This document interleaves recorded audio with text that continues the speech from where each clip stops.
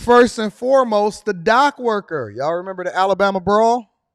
Some people may not be familiar with the Alabama Brawl. I'm going to bring y'all back up to speed. I personally, Anton, at that particular time, had a controversial take that a lot of people disagree with. So much so that some of your favorite rappers, legends, different people within the black community, they said, Anton, we don't like the take that you are on right now because you are not on code. And I didn't think it was that controversial, but apparently it upset some people. But my take on it was, I don't think that women, under any circumstance, should be jumping into a confrontation with men. Now, I know that there are some of you that actually still disagree with me on that, and you're more than welcome to be able to call up at the show towards the end of the show. But my stance on it has not changed. I, under no circumstance, want my woman, shout out to Taurus Morgan, I'm going to be reading that super chat shortly. Under no circumstance do I want my daughter, my woman, possibly getting hurt or injured as a result of jumping into a confrontation that is usually reserved for men. Even if another woman jumps in it, I don't want my girl sitting in that. Women are to be protected. They are never to be assets when it comes to war. They are never to be on the front lines. But I guess everything has changed. I could be off. I'm just a little bit more old school. But the dock worker that was a part of that Alabama Brawl, you remember the guy that threw his hat up in the air and he said, it's on now. This is the mating call to get all of the people out here to be able to show up and show out and then to fight these people from this dock. An Alabama riverboat worker involved in this brawl that went viral on social media has been charged with assault. Damian Pickett, there in the white shirt and ball cap, faces misdemeanor charges for the fight in August in Montgomery. 5 other men were also charged in this fight, and it started over a dispute about a pontoon boat being in the riverboat's spot. So, the Alabama River dock worker, the guy, got charged. They waited to that. You're right. I've been in the chat. They said they waited till the attention. Dolomite said you waited till the attention died down the charge, buddy. Because they ain't want that backlash, but I'm going to make sure I bring it back to the front of the congregation. Who was involved in a brawl that went viral on social media has now been charged with assault, according to the Montgomery Municipal Court records. Damian Pickett is due for arraignment on misdemeanor charges on November 21st. It is unclear if Pickett, who was formerly charged on October 27th, has retained an attorney. Pickett was initially identified by the Montgomery police as a victim in an altercation that led to the massive brawl on August 5th at Riverboat or Riverfront Park in Montgomery, Alabama, which began over a dispute about a pontoon boat that was blocking a space designated for a riverboat. Now, shout out to Robert Brown. I'm going to be reading that super chat shortly. Here's my question, and I always bring this back around because I don't think that he should be charged. I think that he was assaulted. He was defending himself. Here's my question. Where are all of the people that were gung-ho about reporting the incident and made songs about it and they had something to say about it? Where are all these people now? Just a question. Regardless of how we feel about it, regardless of where you stand on the spectrum, regardless of whether or not you think he's innocent, he shouldn't have been charged. I don't think he should have been charged at all. I think that he was the victim. But here's my question. Where are all of your supporters and all of the people that had your back that was supposed to be monitoring the situation and ensuring that you're good? Where are all those people now? Where they at though? Where are all of the people that was holding you down and had your back, big dog?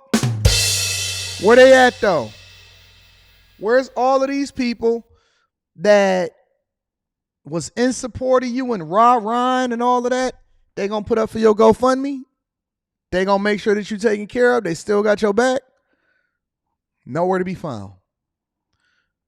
When y'all make decisions, and again, this has nothing to do with him. This is just a talking point. When you guys make decisions, whether it be on code or how you feel or the respect that you deserve or anything that happens in life, when you're ready to crash out, remember this: you are out here by yourself. You have no supporters. When the rubber meets the road, everybody is going to disappear and you're not going to have no supporters. Nobody, he been charged since October 27th. Nobody has mentioned it. Ain't nobody got no conversation about it. Ain't nobody checking on him. They don't even remember his name. You are all alone when you sitting in that jail cell, when you got to face some charges, when you got to go and get a lawyer, when you facing that misdemeanor, when you catching that felony. When life starts to hit you, nobody has your back. You are all alone on the dock by yourself. They made money off of you. They reported it as far as like on their channels and YouTube, and everybody got rich and everybody got paid, and you getting stuck with the charges and a lawyer bill as a result of it. You getting stuck with the charges, the lawyer bill, and a possible misdemeanor on your record, and everybody else got rich. They made songs. They got their Instagram and TikTok following up, and ain't nobody said nothing about it because it's not the hot story anymore. Remember, your friends ain't your friends unless it serves them, and it's all on condition. As long as you crashing out for them and they making money off of you, those are going to be your friends. I want the same people that was holding him down to make sure that y'all get his GoFundMe popping and make sure you get his legal defense fund up and hold Alabama accountable for charging him in order to ensure that he's taken care of the same way that y'all had his back then. All right, let's continue to move on. The UAW, ladies and gentlemen. It's being reported that UAW workers at GM's Flint plant and at multiple different plants across the nation are narrowly voting against the labor deal. Let me say that one more time. The people are saying no in a lot of these instances. The deal that Shawn Fain negotiated at a lot of plants, including GM's Flint plant, are voting against the labor deal. According to Reuters, the UAW members at General Motors Flint Assembly Plant in Michigan have narrowly voted against the proposed contract with the UAW, with the U.S. automaker. In a Facebook post on Thursday, UAW Local 598 said 51.8% of the votes cast were against the proposed deal. So Brandy says, wait, I thought they already settled this. Nope. So the union members or the president and the vice president and the negotiation team goes in and they negotiate against or for or on behalf of the union members against the CEOs and the negotiating team for the company, right? Once they bring that deal back to the union members have to ratify it. They have to vote of whether or not they agree with it. So it's a democratic process. It's a democracy. And so the union members then determine whether or not they agree with the deal that the president negotiated or not. And this is one of the reasons why Shawn Fain is leveraging Facebook and YouTube and all of these platforms in order to stomp for, advocate for, and hopefully encourage people to accept the deal that they feel like they wringed out of the automakers. But even the UAW members are still saying, in a lot of these places, at a 51.8% clip, is saying they don't like the deal. GM said that they will not comment during the ratification process. Shares of the company fell about 1% in choppy morning trade to hit more than a 3-year low of $26.34 a share. The vote signals that approval of the deal, which is set to raise costs significantly for GM, is not guaranteed. Not guaranteed. Workers at the company's other plants are expected, hopefully, to vote in agreement to sway the entire membership the other way.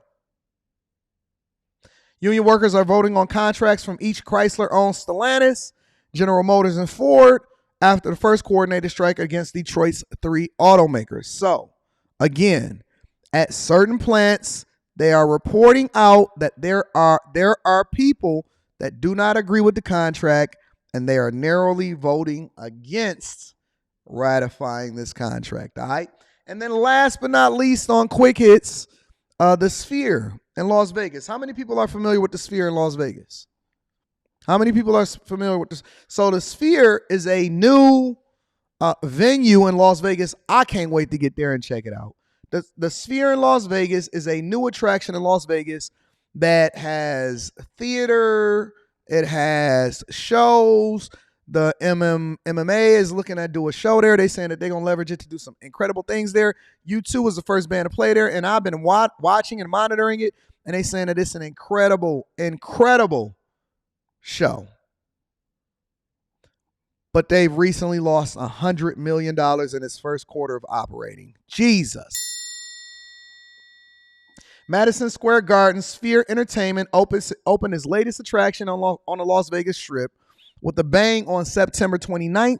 The new venue was broken in by rock band U2, which began a 36-show run on September 29th. The Sphere's opening in Las Vegas in September represented a significant milestone, generating worldwide attention and marking the first beginning of the new chapter for the company, James Dolan said. Now, you know that James Dolan also owns Madison Square Garden in New York, right? We are building positive momentum across the Sphere and remain confident that we are well positioned to drive long-term value for shareholders.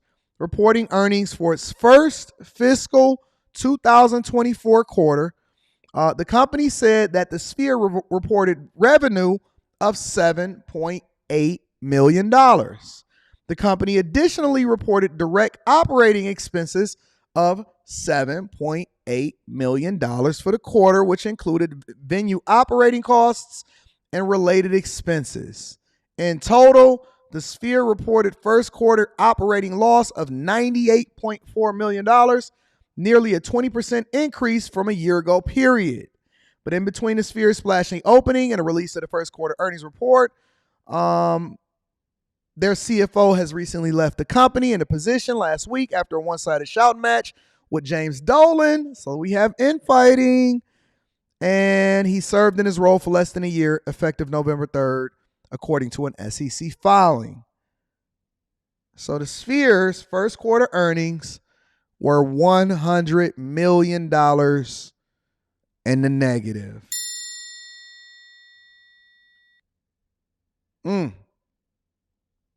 So we're going to monitor future quarters to see if, that was just a part of an accounting adjustment and that they wanted to shift it to that particular quarter. But even in that, their operating, you got to look at the details. Their operating costs were the exact same as their revenue that they generated for the Sphere in Las Vegas. So it's a very expensive venue. I'm wondering when they're going to turn profitable or when they're actually going to make their money back. It is making a splash. I can't wait to go there, so we're going to see it.